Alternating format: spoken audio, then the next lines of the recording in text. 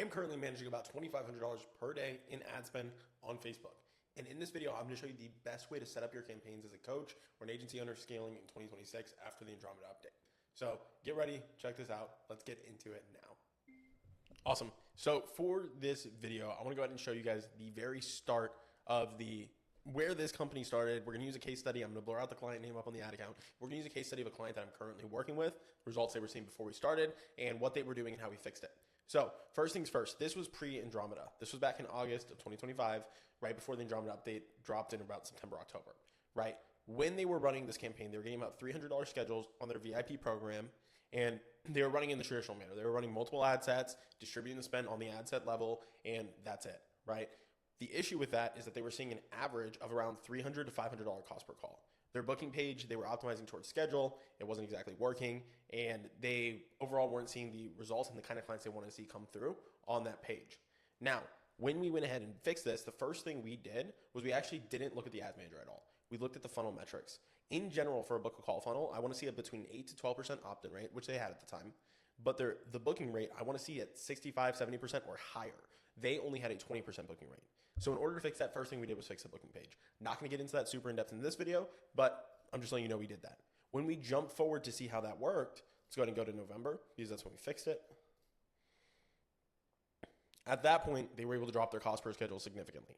Now, this was great because they were able to print schedules much cheaper at the $78, $67, $137, $150 cost per schedule. However, it wasn't consistently sticking there. One of the big issues they ran into is they were still running CBOs, but they switched from ad set budget optimization to CBOs, which is where you distribute ad spend on the campaign level, which is the right thing to do after Andromeda, after I recommended this to them.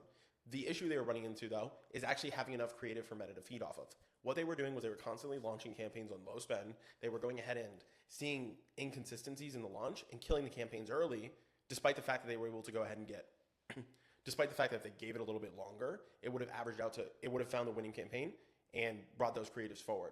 Now, the other issue they were running into was the actual creative volume.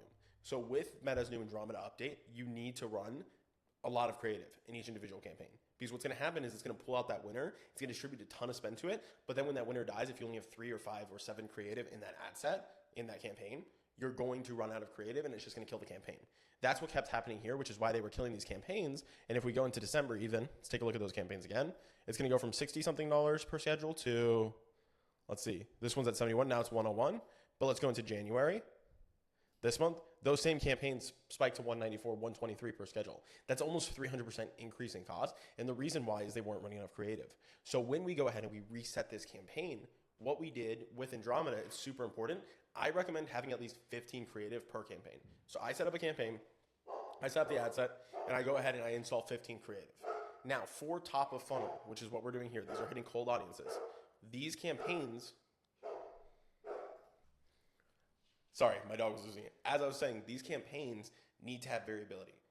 When they goes ahead and it shoots all the spend into the winning creative, it's going to fatigue it quickly. It needs other creatives that are similar but with different overall scripts in order to switch to. What happens is Meta now sees, let's say you have 20 different hooks but one body copy, it now sees all of those hooks as a single advertisement. Essentially, even if you put 20 in, it's going to see them as one ad. So the fatigue will be crazy and this cost per result will spike quickly. What we did was we took 20 individual ads that were working previously, but they were each in their own little ad set, and we combined them all into one campaign. Meta is now going to take that data and distribute the ads as needed. As one ad fatigue, switch it out. And so what you're going to see with these CBO campaigns is when they first start, let's go into more of a detailed view. When they first start, your cost per result is going to be insanely high. This is the new campaign we launched. We spent $92 the first day, no results. Next day, we spend $332, no results. Again, not what you want to see, but is normal with CBOs when you're using large creative volumes. So we're at 425. Let's add in the 19th. We're at 366. Now this is good because we got 2 schedules on the 19th. However, if we're looking at this from an impulsive standard that most people look at ads from, this is bad because we're at 366 per schedule. But understanding Andromeda, what you do is you leave it alone. You give it 7 to 14 days to stabilize and see the cost per result. Let's keep going. We go to the 20th. Okay, we're a little bit lower. We're at 264 per schedule. This is a good start. But then when we take it even a step further into the 21st, okay, this is much better. We're at 8 schedules. We're at 168 per schedule. And then we take it to present day, the 22nd, and we're looking at 9 schedules at 163. Now you're looking at this and you're saying, wait, this is still much higher in cost per schedule than the old campaigns were.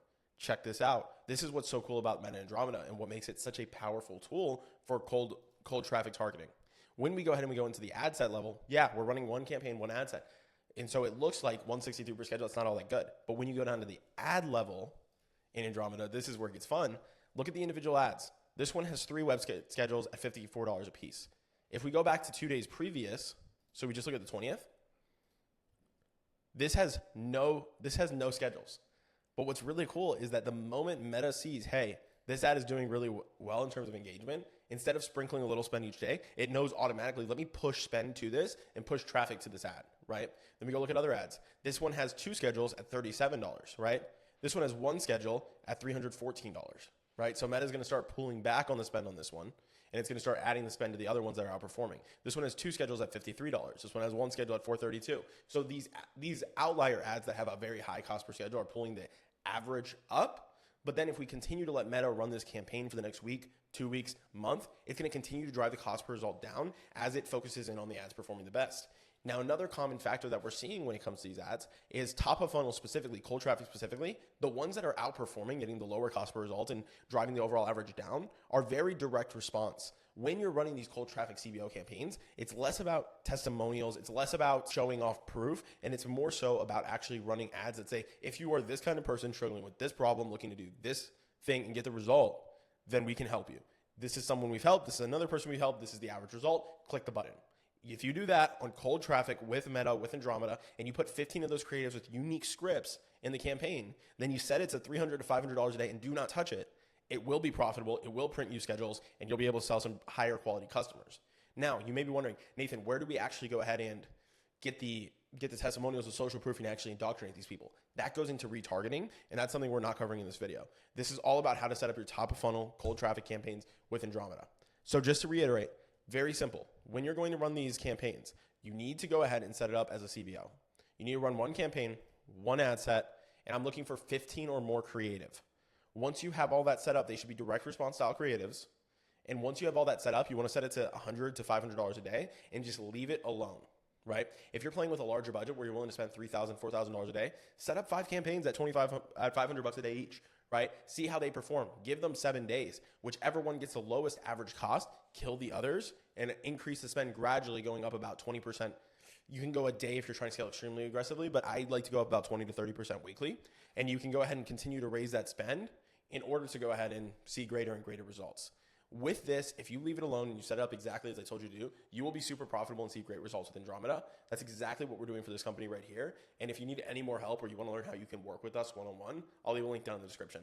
Other than that, I'll talk to you guys next time.